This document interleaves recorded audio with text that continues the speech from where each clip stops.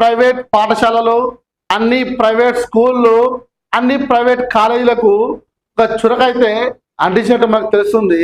High court అయితే నేను ఏం చెప్పిందంటే, తెలంగాణ రాష్ట్రంలోనే కాదు భారతదేశం మొత్తము విద్యార్థుల యొక్క సర్టిఫికెట్లు తనఖా పెట్టుకున్నటువంటి అధికారం అనేది ఏ స్కూల్కి కానీ, కాలేజీకి కానీ, పాఠశాలకు కానీ లేదని నిన్న హైకోర్టు అయితే ప్రైవేటు పాఠశాల యాజమాన్యం మీద అక్షింత అయితే వేయడం జరిగింది.